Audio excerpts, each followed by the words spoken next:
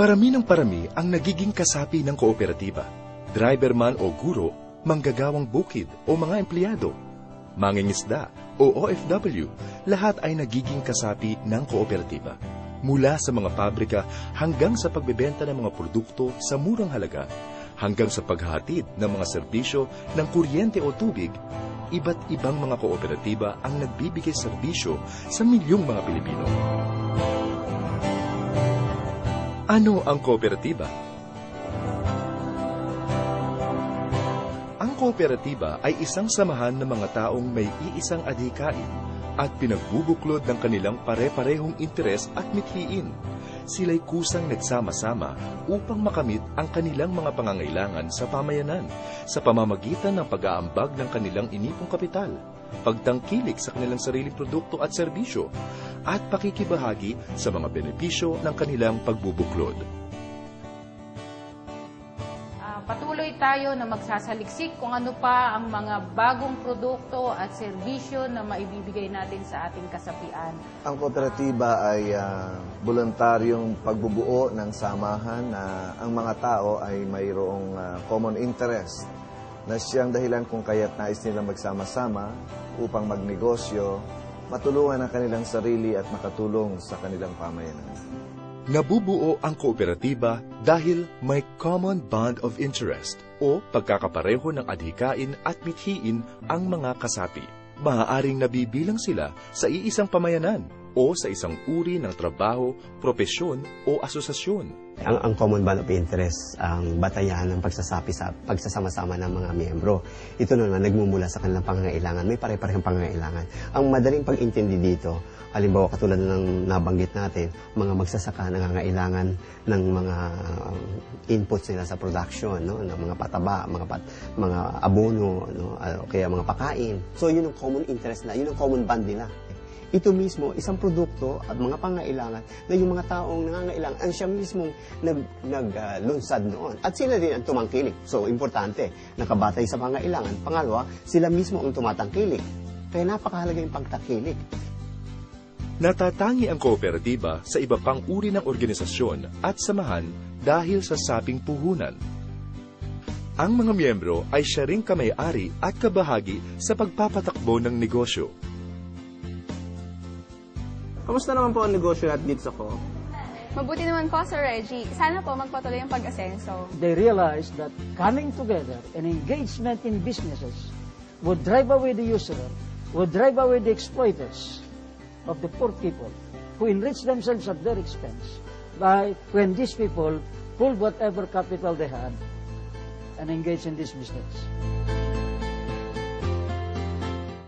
Ang anumang sosobra sa pagpapatakbo ng negosyong serbisyo ng kooperatiba ay ibinabalik din ng pantay-pantay sa lahat ng kamay-ari sa pamamagitan ng interes sa individual na sabing puhunan at balik tangkilik.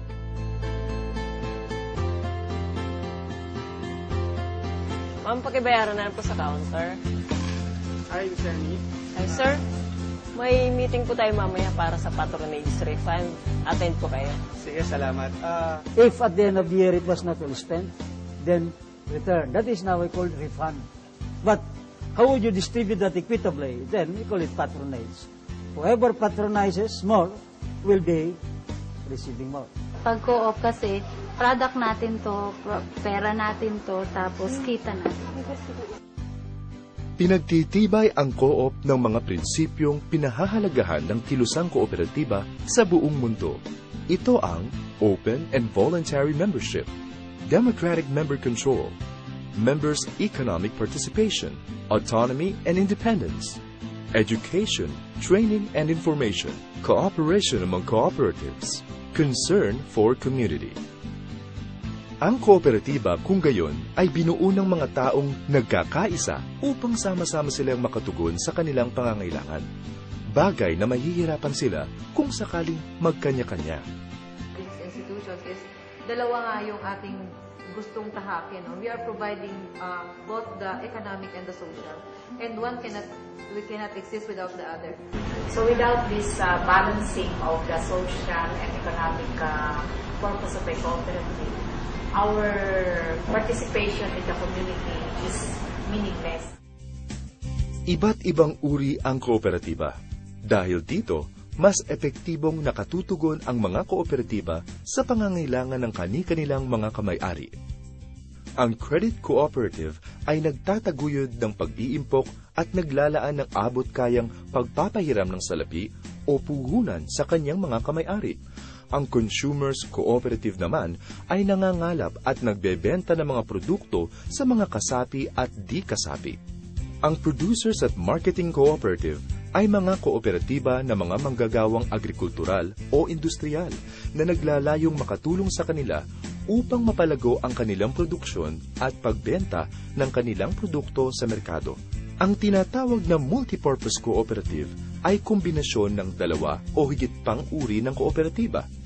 Bukod rito, marami pang uri ng kooperatiba tulad ng Agrarian Reform Cooperative, Cooperative Bank, Dairy Cooperative, Electric Cooperative, Fisherman Cooperative, Health Services Cooperative, Housing Cooperative, Insurance Cooperative, Transport Cooperative, Water Service Cooperative, Workers Cooperative, at iba pang uri ng kooperatiba na maaaring itakda ng Cooperative Development Authority. Bakit natatangi ang kooperatiba? Maraming ang pagkakaiba ng kooperatiba sa iba pang uri ng samahang pangnegosyo tulad ng korporasyon.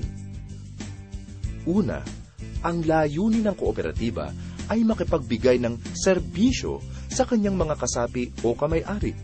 Hindi tulad sa iba na ang pangunahing layunin ay paghangad ng kita o profit. Ikalawa, sa pagmamay-ari at paraan ng pagboto. Sa co-op, maging ang mga mahihirap ay may pantay na karapatan sa pagiging may-ari ng negosyo tulad ng iba pang mas mayamang kasapi. Ang pagboto ng mga magpapatakbo ng co-op ay dahil sa kakayanan at hindi batayan ang dami o halaga ng naging salaping puhunan ng isang kandidato.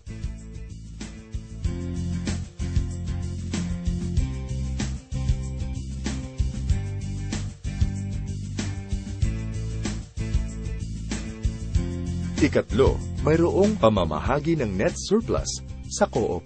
Sa linis na kita, 30% ay inilalaan para sa General Reserve Fund, edukasyon at pagsasanay, optional fund at community development fund. Ang 70% ng natira ay ipamamahagi sa lahat ng mga kamay-ari. At huli, ang may-ari ng co-op ay siya ring pangunahing tumatangkilik ng serbisyo ng co-op.